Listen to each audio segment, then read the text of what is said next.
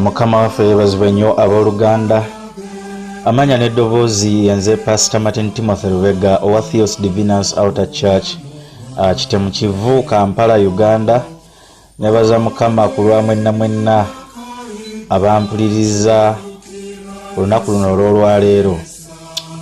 Olwaleero lumanyiddwa nga lunaku lukulu mu ggwanga Uganda ne mu kisinde eky'abakristaayo bonna mu nsi, kubanga olwaleero lwe lunaku ensi yonna lwejjukira abajulizi abaafa era abattibwa wano mu Uganda era mu Buganda. N'olw'ensonga eyo abantu bangi okwetooloola ensi bali mu kujjukira abajulizi abo abattibwa wano mu ggwanga lyattu Uganda. Naye ngero omuweereza w'ekigambo kya Katonda nzize okubeera nga mbaako ebigambo ebitonotono bye ngabanako wamu naawe ku nsonga ey'abajulizi okusinziira mu Baibuli. Era nze n'omutwe ogugamba nti enjigiriza ya Baibuli ku bajulizi, enjigiriza ya Baibuli ku bajulizi, enjigiriza ya Baibuli ku bajulizi.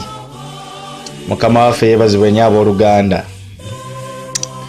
Enjigiriza ya Baibuli ku bajulizi nga bwe tugeraageranya wamu n'abajulizi bano abaafa e Uganda wano, naye nga tugeraageranya n'enjigiriza ya Baibuli ku bajulizi. So n'olw'ensonga eno ekigambo omujulizi oba eky'oluzungu mataya oba mataya ekirina spelling eri MARTYR. Mu bufunze ekigambo ekyo kitegeeza a person who is killed because of his religious or other beliefs. Omujulizi ye muntu oyattibwa olw'enzikiriza ze oba olw'eddiini ye. Mukama waffe yeebazibwe nnyo abooluganda. Emataya omujulizi ye muntu attibwa olw'enzikiriza ze ng'omuntu oba olwa nzikiriza z'eddiini. So n'olw'ensonga bwe tuba twetegereza bulungi ekigambo mataya mu luzungu, ekigambo ekyo eky'oluzungu mataya oba omujulizi kiri translated, kivuunulwa okuva mu lulimi lwa Baibuli olw'endagaano empya, Oluguriiki oba lwe tuyita Oluyonaani, nga kivuunulwa mata, naye nga ekigambo ekyo mata kiri MARTUR mu bufunze nga kyekivaamu ekigambo eky'oluzungu witness, omujulizi, era eky'Oluganda kituyita omujulizi witness. Witness mumumanyi bulungi nnyo, for example bwe tukireeta mu makooti g'ensi ag'emisango bwe bagamba nti leeta omweyimirizi oba omweyimirizi akweyimirira, gwe tuyiteera omujulizi oba omuntu asobola okweyimirira omuntu omulala. So omujulizi oba omweyimirizi okusinziira mu Bible language ku ludda lw'abo abattibwa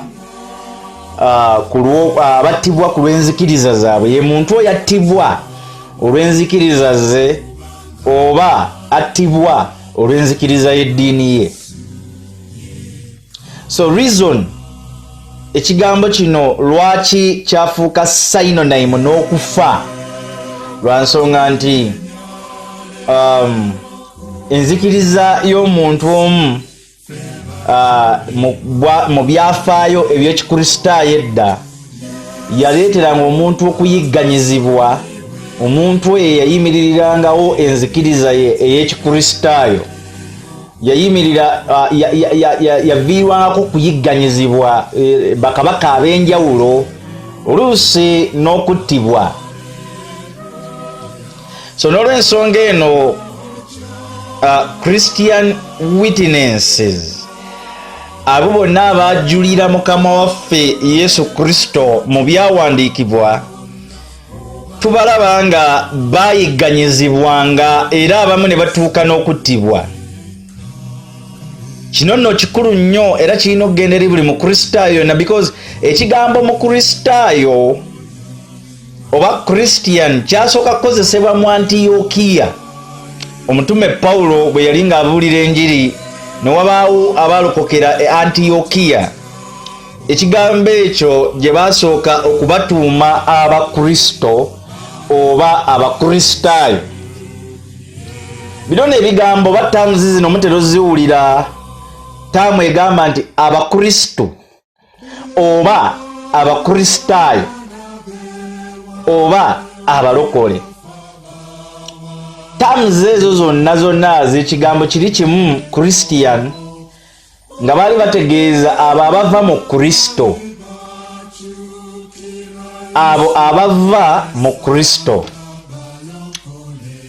Mukama waffe yeebazibwe nnyo abooluganda. So abaali bava mu Kristo tusookera ddala okulaba nga be ba disciples 12, oluvannyuma baasigala 11 nga Yuda aliddemu Yesu olukwe. Abo bava mu Kristo be tusooka okulaba be ba disciples oba abayigirizwa abayigirizibwa. Manyi ekigambo kubeera muyigirizwa kitegeeza obadde olina omuyigiriza oba olina omuyigirizaawo. Yesu ye yali omuyigiriza w'abayigirizwa, ye yali omusomesa w'abasomesebwa mu bufunze. Yayina be yali asomesa obulokozi n'olugendo lw'obulokozi n'embeera z'obulokozi nga tannaba kuvaawo. Obulokozi butandika nga Mukama waffe Yesu Kristo amaze okugenda. Lwaki butandika amaze kugenda obulokozi oba ekisinde ekiyitibwa ekisinde eky'obulokozi? Wano tutera otegeereza abantu nti obulokole si ddiini naye obulokole kisinde. Mukama waffe yeebazibwe nnyo abooluganda. Obulokole si ddiini naye obulokole kisinde oba kyetuyita movement oba kyetuyita general assembly oba gyetuyita body of Jesus Christ. Obulokole butandika n'abayigirizwa ng'ekisinde, butandika n'abayigirizwa. Olw'enno bwe buva ku bayigirizwa, abayigirizwa nabo ne bagenda ne bayigiriza, kubanga Mukama waffe oda ye yali nti nze nzirayo eri Kitange naye mmwe mugende, kubanga wadde obuyinza mugende muyigirize, mugende musomese. Genda osome Matayo 28:28. Mugende musomese Matayo 28 ava ku 15 kirire. Mugende musomese muyigirize paka 18. Muyigirize mubabatize bakyuke. Mukama waffe yeebazibwe nnyo abooluganda. So kati Mukama waffe aleka omukululo guno abayigirizwa bagutambuze. Era abayigirizwa Mukama waffe tabawa oda egamba nti mugende mwetuume nti muli ba ddiini bweti. Abagamba kimu nti mugende mukyuse mubuulire abantu bangi nnyo bonna bakyuke bajje mu kkubo ery'obulokozi. So ekigambo Christian, abakristu, ekigambo ekyo kitandikira eyo mu ngeri y'okunnyonnyola abayigirizwa, si mu ngeri ya kutandikawo kisinde kya ddiini, si mu ngeri ya kutandikawo ddiini, naye wabula mu ngeri ya kwolesa enjawulo eri ku baana abayigirizwa n'abantu abalala. So bano bayitibwanga abakristo oba abantu ba Kristo mu bufunze nga kyebategeeza nti abo bakristo. Abo bakristo Yesu oli eyakomererwa n'afa n'azuukira n'alinnya mu ggulu, abo bakristo. Kyobola abantu enjogera ebeera nti abakristo. Ennaku zino abakyogera nga temukitegera mugamba kimu abakristo naye abakristo. Mukama waffe yeebazibwe nnyo abooluganda. So abakristo be baliwa? Beebo abakkirizanga Kristo Yesu okubeera omulokozi waabwe ne bazaalibwa omulundi ogwokubiri nga babatizibwa mu mazzi amangi. Ensi olwaleero erina abakristo baayo, naye ne Bayibuli etwoleka abakristo abaddala. Mukama waffe yeebazibwe nnyo abooluganda. Bayibuli egamba nti omuntu abo n'abamusembeza yabawa obuyinza okufuuka abaana ba Katonda. Yokaana 12 ti bonna abamusembeza yabawa obuyinza okufuuka abaana ba Katonda. Waliwo yayimba n'agamba nti bonna abamusemberera. No, tereme kukyusa byawandiikibwa. Okumusemberera tekimala, naye okumusembeza. Bonna abamusembeza yabawa obuyinza okufuuka abaana ba Katonda.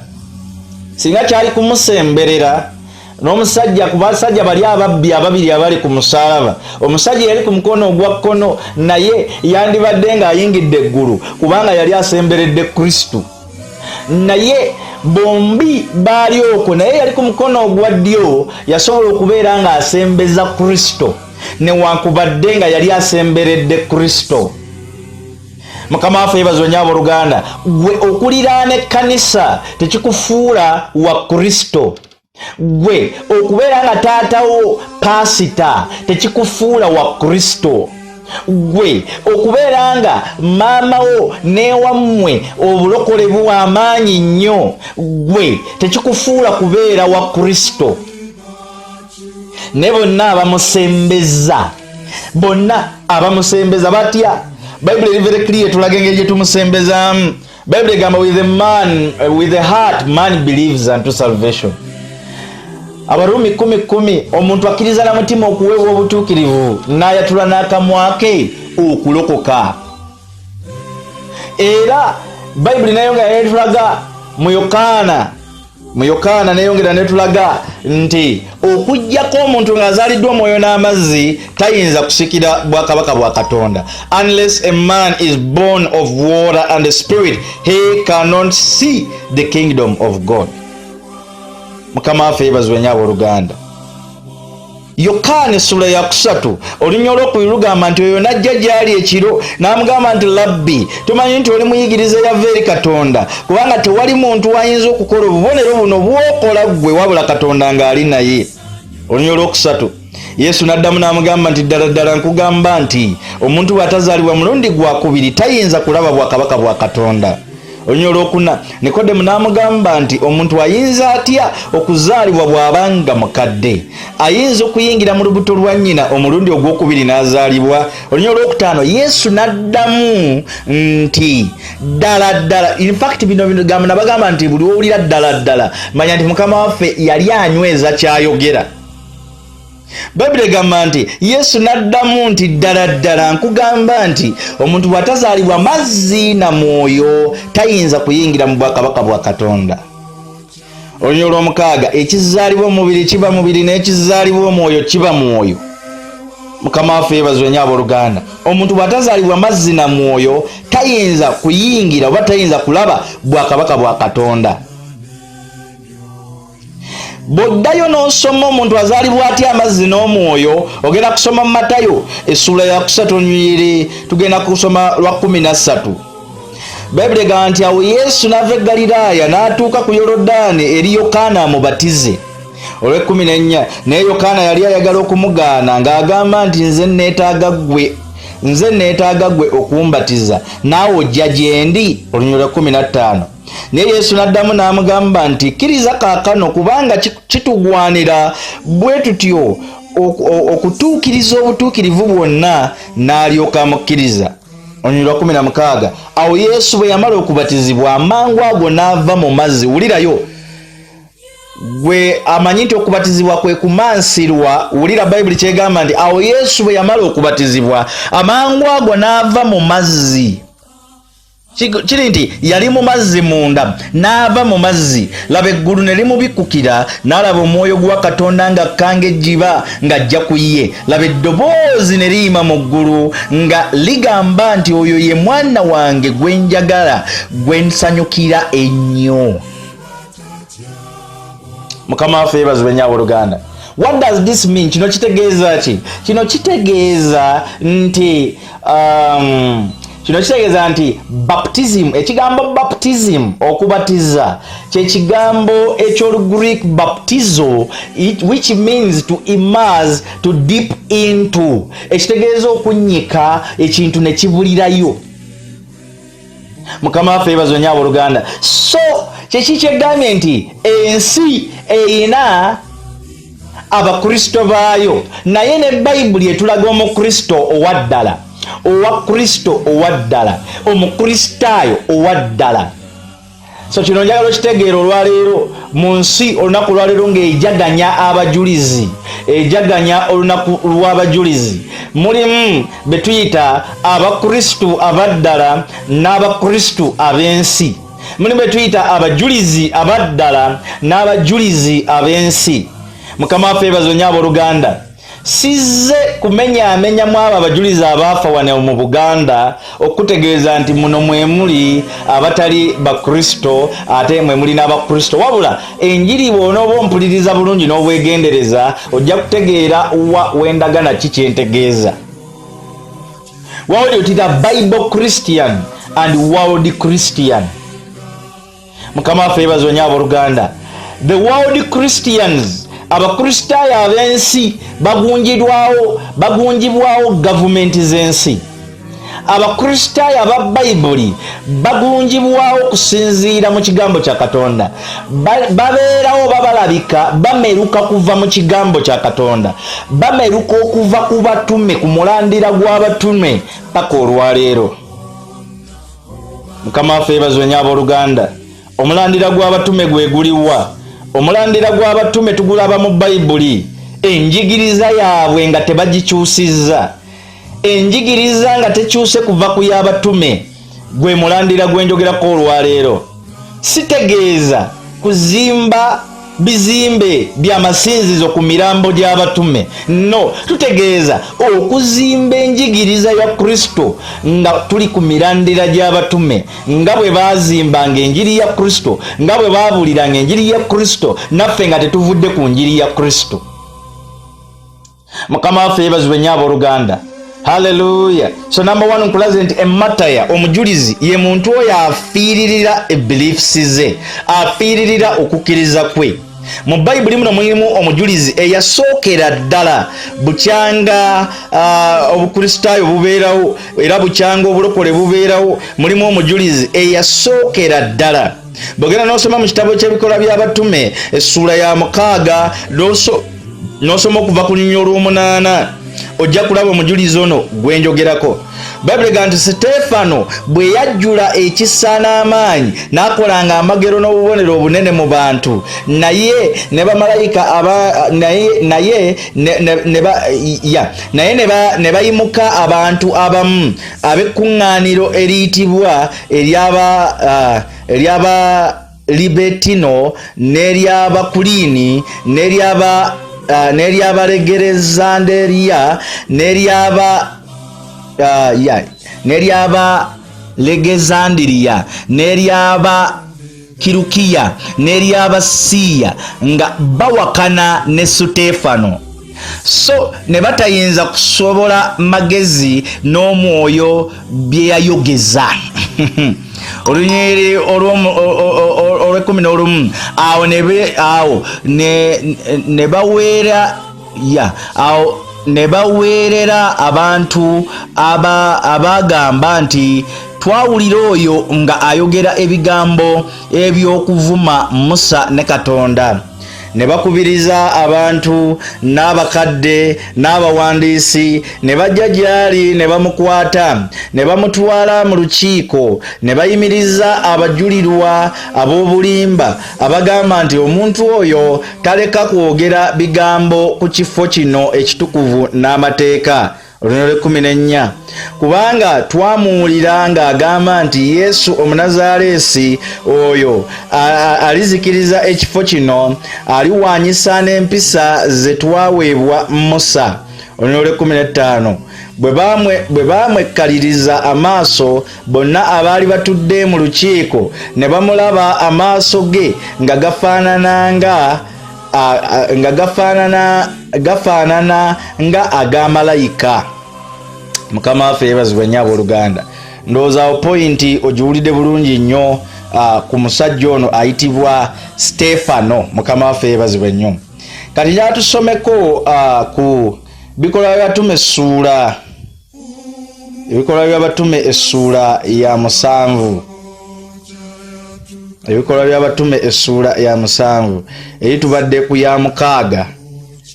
Mukama waffe yeebazibwe nnyo. Kati njala tusome ebikolwa by'abatume essuula ya 7 olunyiriri njagala kusoma okuva ku lunyiriri olwa 5 ebikolwa by'abatume essuula ya 7 olunyiriri okuva ku lwa 5 lugamba bwe luti lugamba mmwe abalina ensingo enkakanyavu abatakomolebwa mu mitima ne mu matu mmwe muziyiza bulijjo omwoyo omutukuvu nga bajjajja bammwe nammwe bwe mutyo. Ono Stefano yayogera jjukira ali mu kuwoza misango. Olunyiriri olwa 5 ne lugamba nabbi ki gwe batayigganya bajjajja mmwe battanga abaasooka okubuulira ebigambo ebyokujja kwe omutuukirivu gwe mumaze okuwaayo kaakano okumutta. Olunyiriri olwa 5 mmwe abaaweebwa amateeka nga bwe gaalagirwa bamalayika so temwagakwata. Mukama waffe yeebazibwe nnyo. Mmwe mwaweebwa amateeka nga bwe gaalagirwa bamalayika so temwagakwata. Olunyiriri olwa 5 awo bwe baawulira ebyo ne balumwa mu mitima gyabwe ne bamulumira obujiji. Olwa 5 naye bwe yajjula omwoyo omutukuvu n'akkaliriza amaaso mu ggulu n'alaba ekitiibwa kya Katonda ne Yesu ng'ayimiridde ku mukono ogwa ddyo ogwa Katonda. Olunyiriri olwa 5 n'agamba nti laba ntunuulidde eggulu nga libikkuse n'omwana w'omuntu ng'ayimiridde ku mukono ogwa ddyo ogwa Katonda. Olwa 5 ne baleekaana n'eddoboozi ddene ne baziba amatu gaabwe ne bamweyiwako n'omwoyo gumu ne bamusindiikiriza ebweru w'ekibuga ne bamukuba amayinja. Abajulirwa ne bateeka engoye zaabwe ku bigere eby'omulenzi erinnya lye Sawulo ne bakuba amayinja. Stefano bwe yasaba n'agamba nti Mukama wange Yesu twala omwoyo gwange. N'afukamira n'akaaba n'eddoboozi ddene nti Mukama wange tobabalira kibi kino. Bwe yamala okwogera ebyo ne yeebaka. Mukama waffe yeebazibwe nnyo abooluganda. Oyo ye Stefano omujulizi asooka yattibwa olw'okubuulira enjiri ya Mukama waffe Yesu Kristo. Mukama waffe yeebazibwe nnyo abooluganda. So ye mujulizi ali piwa gwe tusooka okulaba mu Baibuli, the first martyr, omujulizi eyasookera ddala mu byawandiikibwa ebitukuvu okubeera ng'afa ku lwa Mukama waffe Yesu Kristo. So n'olw'ensonga eyo okuva olwo n'abalala bangi abayigirizwa ne bajja nga bafa ku lwanjiri ya Mukama waffe Yesu Kristo.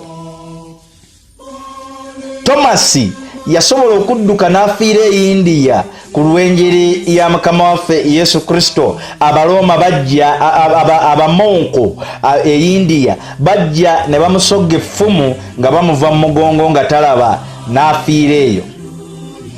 Filipu yasobola okufiira wano e Somalia naye ebyo byonna byaliwo bano nga bafa ku lwa Mukama waffe Yesu Kristo. Petero yasobola okufiira e Roma, Abaloma be baamutta nga bagamba nti ateekeddwa okubeera nga avaawo, naye yabasaba bwe babamutta nga wadde baali basazeewo bamukomerere ku musaalaba nga bwe bakola Kristo Yesu, yabasaba ye bamukomerere ng'omutwe gwe guli upside down. Bwatyo Petero yakomererwa nga omutwe gwe guli ekyemmanga ng'amagulu ge gali waggulu, na buli bwe kityo Petero n'afa. Abaloma oluvannyuma lw'emyaka nga giyise ng'obukristaayo obwa Bayibuli bubalemye okulwanyisa, ng'abatume ba Bayibuli babalemye okulwanyisa, balina eddiini gye baatandika. Eddiini eyo nesobola okubeera nga bagitandika, era Petero n'atikkirwa okubeera omukulu w'eddiini eyo, newankubadde ng'omulambo yali mulambo nga yafa dda, omulambo gwe ne baguwa ekitiibwa ekinene mu ddiini eyo. So n'olw'ensonga eyo, olwaleero eddiini eyo erina n'amaddiini amalala mangi geezadde, naye mu bufunze tekijjaawo mazima ti omukristaayo wa ddala yo yakkiriza Kristo Yesu okuba omulokozi we, n'ayatula n'akamwa ke okulokoka, weewaawo n'abatizibwa mu mazzi amangi nga nnyekibwa mu mazzi ago amangi. Amazzi amangi gakiikirira amalaalo ga Mukama waffe Yesu, gakiikirira entaana ya Mukama waffe Yesu Kristo, nti bwe tubeera tukunnyika tuziika omuntu omukadde, weewaawo we tukubbululayo ne kabeera akabonero akakiikiriza amazuukira go mu Kristo Yesu, ag'obulamu obupya mu Kristo Yesu, ag'omuntu omupya mu Kristo Yesu. Olwaleero nga bwe nkunnyonnyola ekibuuzo ekiri mu ddiiro kiri nti gwe gy'okuŋŋaanira bababatiza, gwe gy'okuŋŋaanira bababatiza babannyika, Mukama waffe yeebazibwe nnyo abooluganda. Naye katuddeyo ku mujulizi, omujulizi owa Bayibuli. Omujulizi owa Bayibuli tayagala kusinzibwa wabula ayagala asinze Katonda, era akubiriza abantu okusinza Katonda omu yekka awatali kumugattikako bukatonda obulala, era awatali kumugattikako abaafa, era awatali kumugattikako abayitibwa abatukuvu abafu, okubafunnamira, okubasinza oba okubasaba batusabire. Mukama waffe yeebazibwe nnyo abooluganda. Teri mujulizi wa Bayibuli eyasaba oba eyaleka ekiragiro ekigamba nti bwe nfanga munsabanga, nti oba bwe nfanga munsabiranga, oba bwe nfanga musabanga mbasabirenga nga ndi mu ggulu. No, Bayibuli eri very clear etulaga omujulizi owa Bayibuli kiki ekimubaako. Omujulizi owa Bayibuli tulaba nti ekisookera ddala ne bw'aba afa mu kwogera kwe, afa nga ayogera kigambo kya Katonda, afa nga abuulira njiri, afa nga teyeeganye Yesu, ate era afa nga ekkubo lyatulaze lya butamusinza wabula kusinza Katonda oyo gwafiiriridde. Mukama waffe yeebazibwe nnyo abooluganda. Okwawukanako ne bannaffe abali mu nsi olwaleero, abantu bangi nnyo tulowooza nti oli bw'afiiririra enzikiriza ye twetaaga kuvunnama tumusinze, twetaaga kumusaba mikisa. Ekyo kiri nnaani bibiriko, si kya byawandiikibwa. Kyensuubira nti n'abajulizi olwaleero bensi beejaganyiza wano mu Uganda abaafa olw'enzikiriza yaabwe n'olw'okukkiriza Katonda waabwe, kyensuubira kiri nti bateekwa okuba nga nabo tebalina kigendererwa ky'abantu kubasaba mikisa. Mukama waffe yeebazibwe nnyo abooluganda, because bo tebagaba mikisa, already bafu. Bayibuli very clear tulaga nti omuntu bw'afa abeera takyamanyi byankya, omuntu bw'afa abeera avudde mu nsi y'abalamu, omufu tayinza kukwatagana n'abalamu. Mukama waffe yeebazibwe nnyo abooluganda. Omuntu yenna bw'afa ng'omujulizi kya kitiibwa nnyo okusinziira mu Baibuli, kya kitiibwa nnyo okufa ng'omujulizi ku lwa Kristo Yesu, naye ate kiba kyakutyoboola kitiibwa kyo singa abantu bavaayo ne batandika okukusinza. Okola saavisi y'okujjukira nakyo kya kitiibwa, si kibi. Okola saavisi ey'okujjukira si kibi n'akamu. Ekibi we kiyingirirawo be bantu okutandika okuvunnamira entaanaayo, okugisinza, okusaba emikisa. Mukama waffe yeebazibwe nnyo abooluganda, ebyo mu Bayibuli tebyalimu. Omujulizi owa Bayibuli ayogerwako nga kutendereza kitiibwa kya Katonda kyayolesezza, naye awatali kuvunnama kumusaba mikisa. Mukama waffe yeebazibwe nnyo abooluganda. Olwaleero eggwanga lyattu Uganda lijaganya ku lw'abajulizi bano. Baali basajja 45 abaali abavubuka abato abattibwa obubi ennyo nga battibwa kabaka wa Buganda mu biseera ebyo yali ayitibwa Kabaka Mwanga ow'okubiri.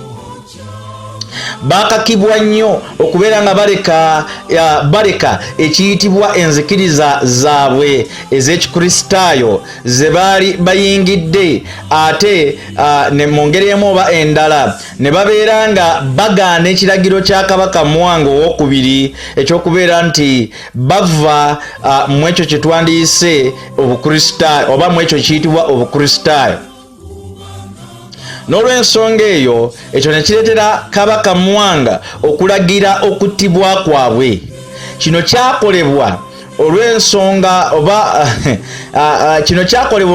nti abantu bangi nnyo mu Buganda abaali beeyongera okukyuka nga baleka eddiini eyitibwa eddiini ey'ennono oba eyitibwa eddiini y'edda, eddiini ey'obuwangwa obw'okusamira bajjajja n'emizimu n'emisambwa. So abantu bangi baali bakyuka okuleka enzikiriza mu mizimu n'emisambwa ne bajjajja ab'edda abaafa, ng'abantu batandise okusala eddiiro ery'okuyingira enzikiriza ey'ekikristaayo.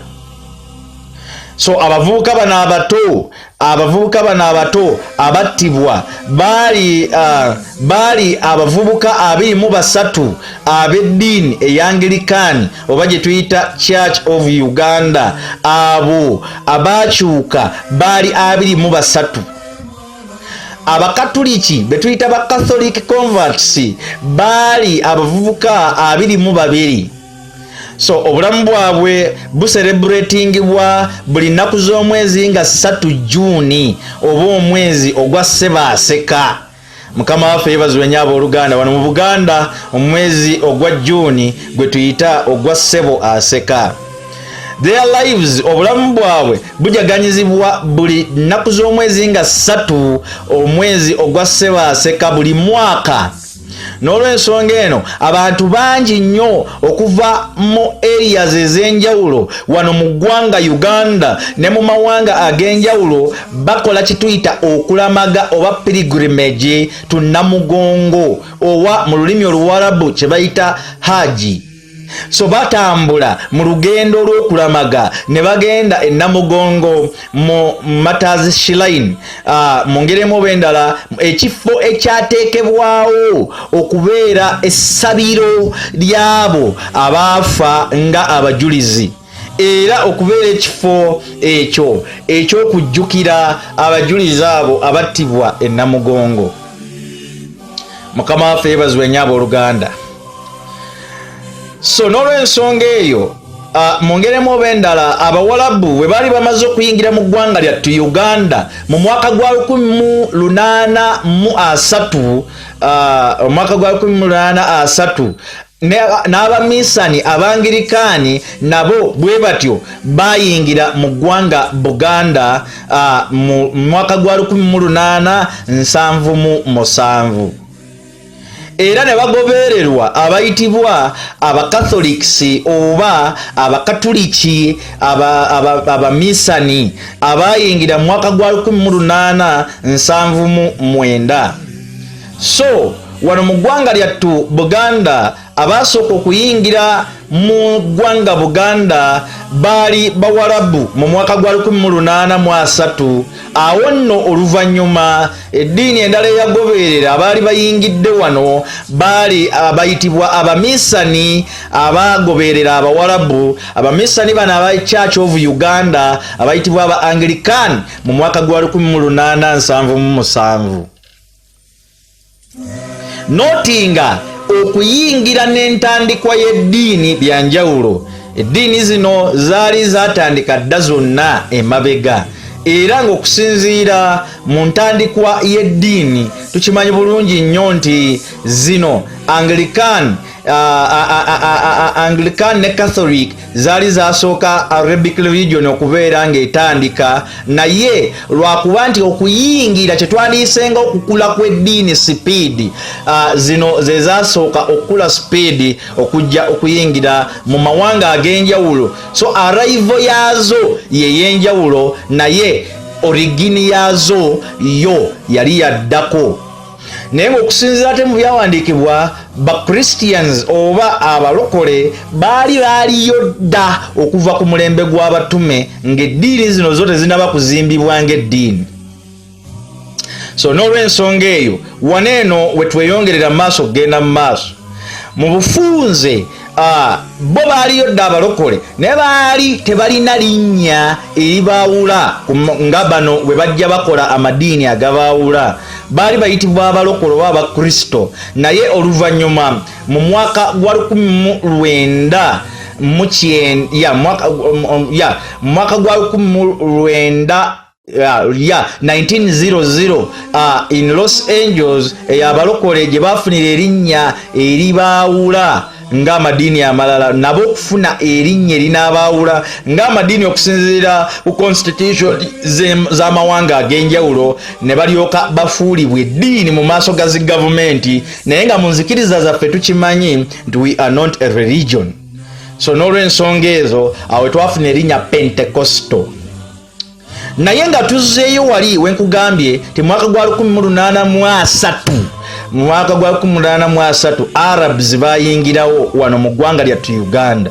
Oluvannyuma Anglican missionaries neyingira mu Buganda mu 1877, era oluvannyuma ne bagobererwa Catholic missionaries oba bamisani abakatuliki mu mwaka gwa 1879.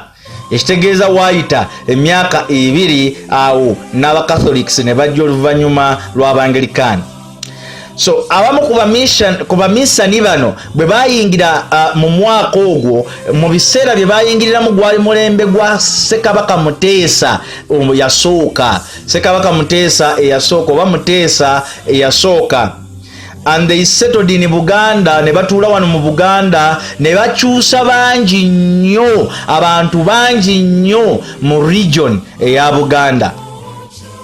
Mu 1884 Kabaka Muteesa eyasooka Kabaka Muteesa eyasooka n'afa, era n'abeera replaced n'addirwa mu bigerwe mutabani we omulala eyali ayitibwa Kabaka Mwanga owookubiri. Mukama waffe yeebazibwe nnyo abooluganda. So bino lwaki mbikuwako ko bino ebyafaayo lwa nsonga nti olwaleero lunaku lwa kujjukira Bajulizi wano mu ggwanga lyattu Uganda. So n'olw'ensonga eno new beliefs eza Christianity oba enzikiriza zino empya ez'obukristaayo zaali ziri contradicting, zaali ziwakanya kye tuyita traditional beliefs oba zaali ziwakanya enzikiriza ez'obuwangwa ez'okusamira ez'eggwanga Buganda. Mukama waffe yeebazibwe nnyo. Era n'obwakabaka bwa Buganda zino enzikiriza zaali ziwakanya ensinza y'obwakabaka bwa Buganda ey'abajjajja, ey'abalubaale, ey'emizimu, emisambwa n'amayembe. era kino kyakaka oba kyaleetera kabaka Mwanga oba kyaleetera kabaka Mwanga obutatereera n'okubeera nti kyaleetera abantu bangi mu Buganda okwabandoninga oba okusuulawo traditions zaabwe oba obuwangwa bwabwe obw'okusinza emizimu n'emisambwa gyabwe n'amagi n'ebirala. So n'olw'ensonga eyo n'okusinza abantu baabwe abaafa n'okusinza bajjajja baabwe abaafa okugeza Ddungu eyali omuyizzi ng'abayizzi gwe basinza, Mukasa eyali ow'ennyanja nga oyo gwe basinza abavubi. So n'olw'ensonga eyo kyaleetera abantu Abaganda bangi okutandika okubeera nga basuulawo enzikiriza ezo. Mukama waffe yeebazibwe nnyo abooluganda. So mwongeremu oba endala kwegamba practices ezo, ekyo ne kiggulawo ekkubo ery'okubeera nti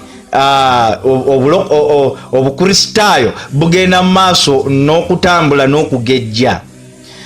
Kabaka Mwanga kikkirizibwa nti yayagala nnyo obukristaayo bwe yali ng'akyali mulangira nga tannaba kutuula ku ntebe ey'obwakabaka.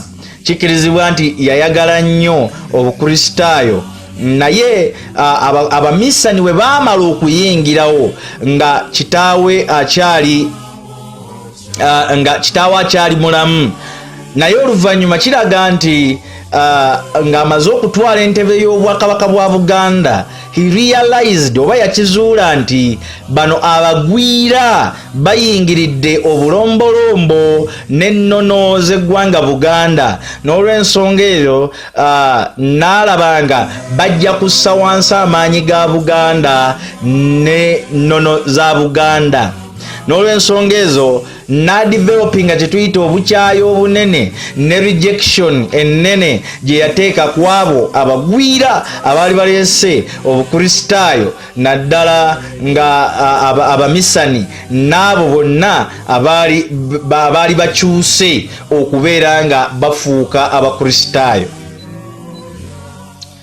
N'olw'ensonga eno Kabaka Mwanga yali asikidde kitaawe mu 1884 era ne mu 1885 n'ayisa ekiragiro eky'okutta Yusufu Lugarama, Nuwa Serwanga ne Makko Kakumba, who were killed oba abattibwa wano e Busegennateete.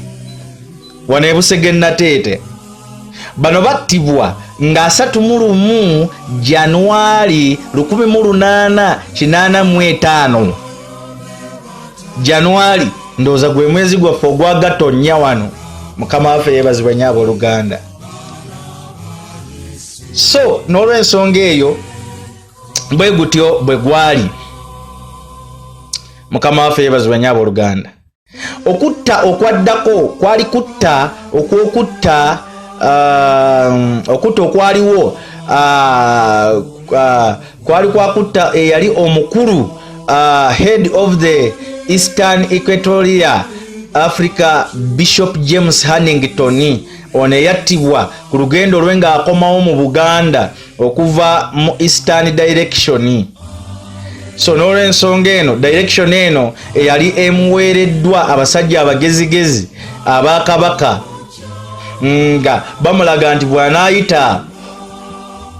bw'anaayitaawo ayinza okutuuka emirembe. So he was therefore looked at as an enemy and was killed. Nattibwa mu October owa 1885.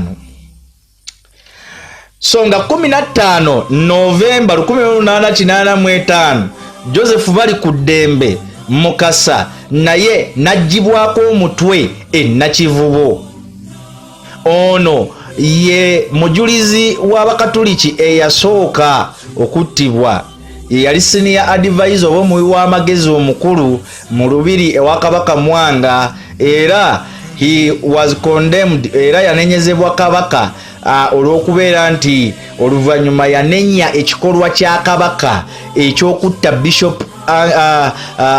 Bishop Hannington Minas owa Anglican. So n'olw'ensonga eyo mongeremu oba endala naye bwatyo ekyo kyeyakola ekyokubeera nga teyali takkiriziganyiza na kabaka kyamuleetera okubeera nga naye attibwa. Ekyo kyanyiza kabaka Mwanga n'alagira akwatibwe attibwe era yattibwa e Nakivubo. N'olw'ensonga eno abantu bangi mu region ya Buganda abaali bakyuse to Christianity eri obukristaayo. So n'olw'ensonga eno kabaka n'asaba n'abasaba badinawunsinga oba n'abalagira badinawunsinge kuba kabaka tasaba. Kabaka n'alagira badinawunsinge oba beegaana enzikiriza zaabwe ze baali bakyuse okugoberera. Naye bangi ku bo ne bagamba nti apaana, ffe tetujja kwegaana nzikiriza zaffe zino ze tusazeewo okugoberera.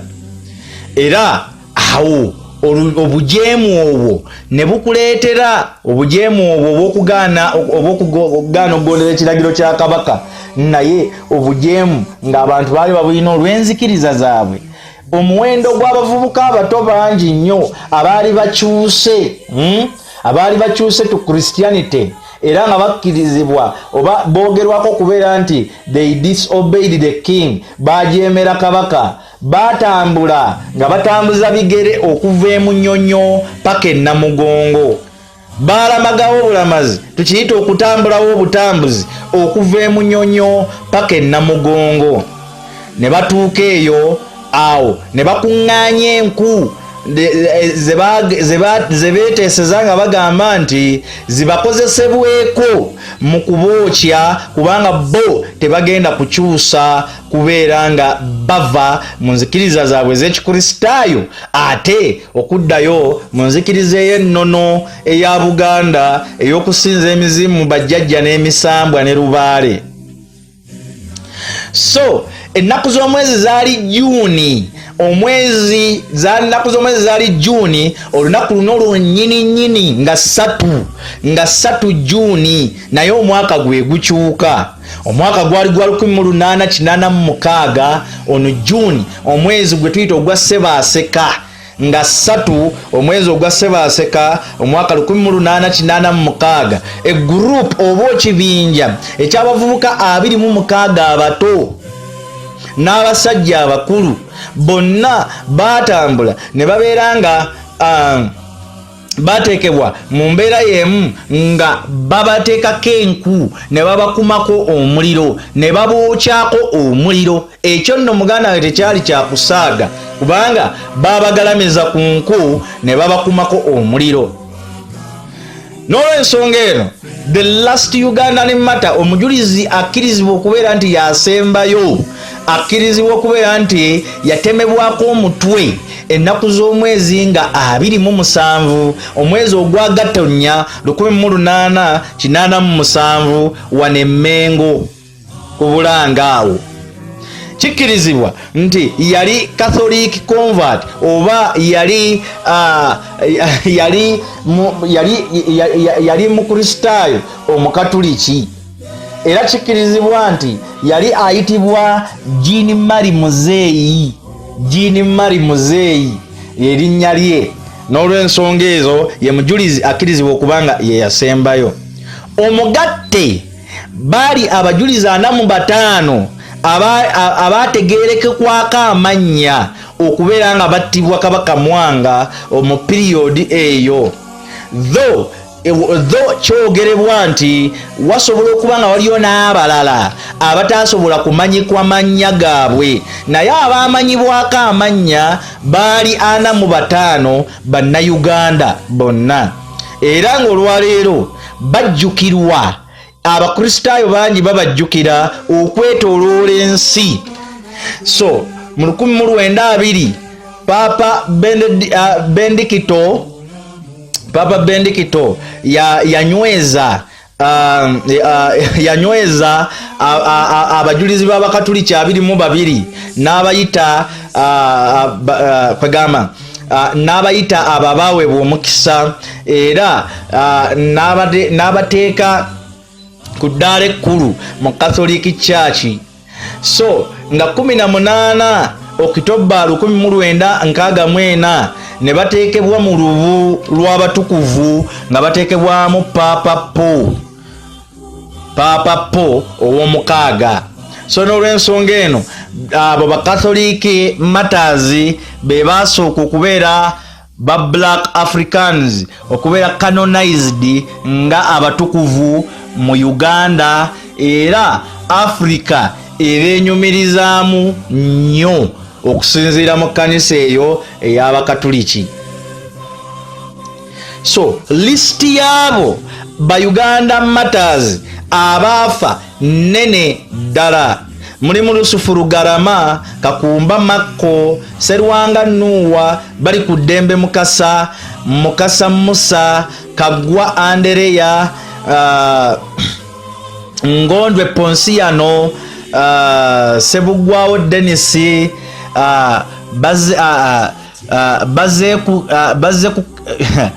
Bazeku Ketta, Antanansiyo, Gonzaga, Mbwa Elia, Muddu Aguma, Mulumba Matia, Muwanga Daudi, Kayizi Kibuuka, Mawaggali Nowa, Mayanja Kitogo, Muwanga, Lwanga Kaloli, nga bangi n'abakumalirayo. Kangezeko bakumalirayo. Baana ba Kintuluka,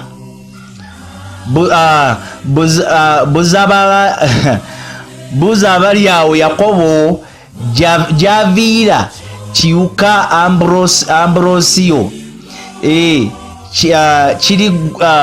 Kirigwajjo Anatoli, Kiriwawanvu Mukasa, Kiwanuka Akireewo, Kizito Lugido Mukasa Adolfu, Mugagga Serunkuuma Bruno, Tuzinde Mbaga, Kadoko Alexander, Mubi Azalwa, Munyanga Byangu Robert, Chifamu Nyanja, Kiwanuka Giaza, Kiza Frederick, Kwabafu, Muwanga Njigija, Lwakisinga Mukasa, Lwanga Nakabandwa Danieli, Waswa Walukaga Nuwa, Nemuzeyi Jini Mari. Mukama waffe yeebazibwe nnyo abooluganda. So mu bufunze abantu bangi nnyo ab'ebitiibwa abagenze nga ennamugongo okulamaga okulaba abajulizi abo we baafiira n'okulaba nga babasabira okusinziira mu nzikiriza zaabwe nga bo we bakkiriza nti basobola okusabira abaafa. Mukama waffe yeebazibwe nnyo abooluganda. Haleluya. So n'olw'ensonga eyo kino kikulu nnyo gwe okukitegeera nti ego bwe gutyo bwe guli olunaku olubwerutu bwe lule olwaleero okulaba nti buli mwaka lutambuza abantu okuva ebule n'ebweya olw'ensonga eyo eyagwawo eyali ennene ennyo bwetyo. Biblically, on the biblical standing view, nze ng'omusajja theologian ate omusumba njagala okutegeeza nti amazima Baibuli gawe mulimanya amazima n'amazima nago gali bafuula ab'eddembe. Mukama waffe yeebazibwe nnyo abooluganda. Amazima nno ge gano, abajulizi kituufu baafa olw'enzikiriza zaabwe. Ekyokumanya oba enzikiriza ze baafiiririra zaali ntuufu oba tezaali ntuufu, ekyo nkikulekedde. Naye mu bufunze baafiiririra enzikiriza zaabwe, ekyo tekibaggisaako kubeera bajulizi, era ddala bajulizi ab'enzikiriza zaabwe. Mukama waffe yeebazibwe nnyo abooluganda.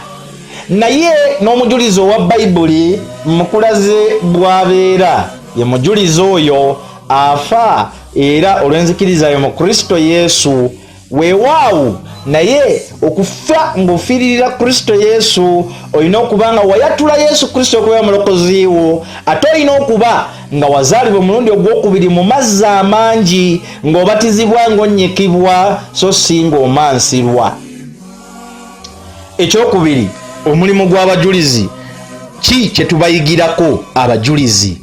Abajulizi aba Bayibuli kye tubayigirako, number 1, kwagala Katonda wo.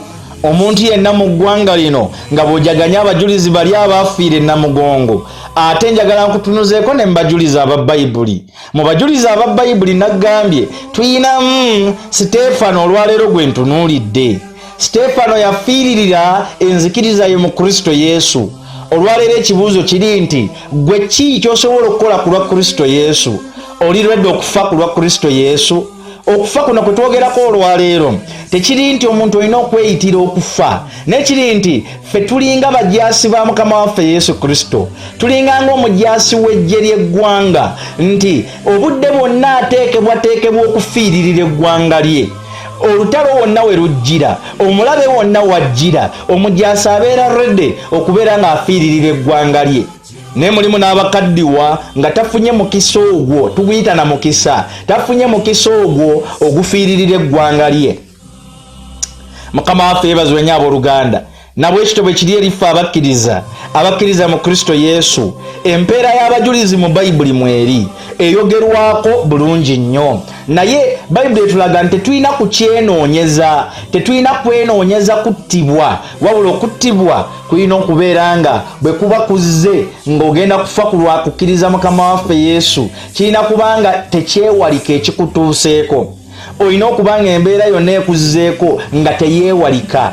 Abayigiriza ba Mukama waffe Yesu bagezaako okwewala okufa, bagezaako okudduka okufa, naye waliwo obudde buli omu bwe yatuukangamu nga tekikyewalika, era nakkiriza n'afa ng'omujulizi wa Mukama waffe Yesu Kristo. Haleluya! So n'olw'ensonga eyo muganda nga mpuliriza, ekyo kikulu nnyo okukitegeera nti mu lugendo lw'obulokozi bwe tulimu tulina okuba nga omuntu okubeera nga asobola n'okufa ku lwa Kristo Yesu, kitegeeza osobola okukola ekintu kyonna ku lwa Kristo Yesu. Kaba kabonero kakulaga mukwana eri Mukama waffe Yesu, kabonero kakulaga mukwana eri Katonda waffe. Ekibuuzo kiri ki? Kiri nti olwaleero nga bw'ojjukira abajulizi n'ensi bw'ejjukira abajulizi, gwe naawe ng'omujulizi wa Mukama waffe Yesu Kristo, mu ofiisi gy'otuulamu eya gavumenti okola otya? Mu ofiisi gy'otuulamu eyo ey'essomero ly'okulembera okola otya? Mu ofiisi gy'otuulamu eya paasita okola otya? Mu ofiisi gy'otuulamu eyo ku kyalo kw'obeera okola otya? Abantu obakulembera bulungi oba ososola? Mu abaana b'olina b'obeera nabo ewaka olinamu abaana n'ebyana? Mukama waffe yeebazibwe nnyo abooluganda. Abaana ba bbaawo be wasanga mu maka bo tobatwala nga baana bo?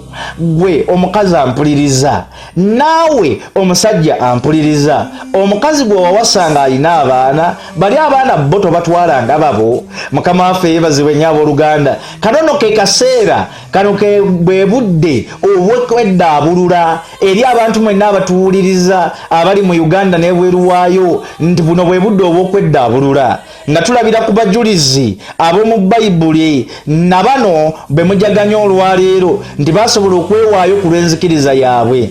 Gwe kyekikakasa nti osobola okwewaayo ku lw'enzikiriza yo singa kiba kizze ng'ate kaakano tosobola na kubaako by'oyimirirako ebitone ennyo ebikulemye okukola, ebitone ennyo Katonda byakusuubiramu nga bikulemye. Mufunye obugagga bungi, muzimbye amabaala, muzimbye ziroogi, muzimbye ebintu ebitategeerekeka, naye emirimu gya Katonda mwagisuula mugulika. Mukama waffe yeebazibwe nnyo abooluganda. Njagala kuwa opportunity abantu bonna abandyagadde okuyimirira mirimu gy'obwa Katonda. Eno Theos Divina South Church tulina n'ebitongole, tulina n'ekitongole kiramba eky'okuyamba abaana bamulekwa, eky'okuyamba abantu abateesobola. Ekitongole ekyo vision yakyo nnene, twagala ettaka ddene nnyo, twagala tuzimbe essomero okuva ku kindergarten paka ku university oba paka ku tertiary institute, twagala tuzimbe okuva ku nursery paka ku university. Essomero eryo libeere nga lyakuyamba abaana bamulekwa n'abaana abamu nga si bamulekwa naye nga abazadde we bali tebeesobola, because Mukama ekintu kyeyambikulira nti waliwo abantu abamu nga bazaala abaana naye nga abantu tebeesobola. Omwana n'akula nga si alina omusango naye nga abaamuzaala be bateesobola, kyokka ng'ate ensi ye temukwatirwa kisa kubanga bamanyi nti abazadde be weebali, naye abazadde bangi nga weebali naye nga balinga abataliiwo. N'olw'ensonga ezo lwaki? Kubanga ate oluusi mulekwa yandifunako asaasira, naye ate omwana nga n'abazadde weebali naye ng'ate tebeesobola nga balinga abataliiwo mu bufunze, abo abaana nabo bangi nnyo ababonaabona mu mbeera eyo. N'olw'ensonga eyo muganda nga mpuliriza, gwali eyo mu lunaku nga luno osobola okweyama n'osalawo nogaa nti from this day nange nja kubaako kyennyimirirako. Gw'oyinza obutabeera mujulizi agenda okufa ku lwa Kristo, n'oyinza okubeera omujulizi agenda okuyimirira ku lwabo abatalina, ku lwabo abateesobola, abeetaaga education, abeetaaga okuwona emitwe. Waliwo abantu abamu nga beetaaga zi rehabilitation center. Ebyo byonna tulina mu program wano mu Theos Divinas Outer Church. Tulina target ey'ettaka eddene ery'okugula. Mukama waffe yeebazibwe nnyo abooluganda. Tulina target ya eka 10. Kale gwali eyo osobola okuvaayo n'oyimirira naffe ne tutuukiriza ebirooto ebyo. Nva mu mbeera eyo ey'okuwoza ndi mujulirwa wa Mukama waffe Yesu Kristo, era tujjaganya abajulizi naye nga tosobola na kuyimirira naawe kubaako bintu by'ojuliramu Mukama waffe Yesu Kristo. Baako woyimirira ojulire Mukama waffe Yesu. Okumujulira tolina kumala kufa bufi, n'abalamu tujulira, abalamu tujulira Mukama waffe Yesu Kristo. Osobola omujulira nga tofudde n'omujulira. Olwaleero waliwo abajulizi be tulina mu Theos Divinas Outer Church abajulira Mukama waffe Yesu Kristo mu kuzimba ekkanisa eyo, abamujulira mu bintu eby'enjawulo, abayimirirawo ku lw'ekitiibwa kye ne ku lw'erinnya lye. N'olw'ensonga eyo muganda wange wewe nampuliriza, buno bwe budde oyimirire ku lwa Mukama waffe Yesu Kristo. Gwe abadde abba mu ofiisi ya gavumenti, bwe budde oyimirire ku lwa Mukama waffe Yesu Kristo. Ojulire kuba ojja kuba oyimiririddewo abalwadde eddagala lyabwe libbibwa mu malwaliro. Gwe bw'oleba osalawo obutaddamu kubba ddagala ly'abalwadde, abalwadde ba kansa, abalwadde ba sukaali, malwaliro ga gavumenti. Olwaleero kitegeeza ojja kuba naawe okoze eky'obwakatonda. Eno Uganda esobola okunyuma, ensi esobola okunyuma singa enguzi zivaawo, buli muntu n'aba n'omutima ogulumirirwa munne, buli omu n'aba n'omutima ogulumirirwa munne. Abakulembeze nabo nammwe ne mulumirirwa be mukulembera. Ekyo kijja kubeera kirungi nnyo wano mu ggwanga lyattu Uganda. Ne babakulembera nammwe ne muwa ebitiibwa abo ababakulembera, kijja kuba kirungi nnyo mu ggwanga lyattu Uganda. Ebyo bulina bitambule bulungi. Kyetusaba buli kimu kitambule bulungi mu ggwanga Uganda. Ku lunaku nga luno olw'aba matters, olw'abajulizi, leka lubeereko ekyenjawulo kye lujjukiza buli munnayuganda, kireetera buli munnayuganda okwekuba mu mutima, okumanya position yo nga munnayuganda, okumanya ki ky'oteekeddwa okukola nga munnayuganda era ng'omwana wa Katonda mu ggwanga Uganda. Mu linnya lya Mukama waffe Yesu Kristo, mwongere okwagalana, mwongere okuzimbagana, mwongere okweyagaliza. Amaka mangi nnyo agamenyesemenyese, naye ku lunaku nga luno tukubiriza abantu timuddeeyo mwekube mu mitima, abaami n'abakyala musonyiwagane, buli kimu kitambule bulungi mu ggwanga lyattu Uganda. Nanti teri muntu atuukiridde. Leero okyawa bbaawo oba okyawa mukyalawo, naye ate negwonoofuna enkya naye lujja kukya munyiigemu.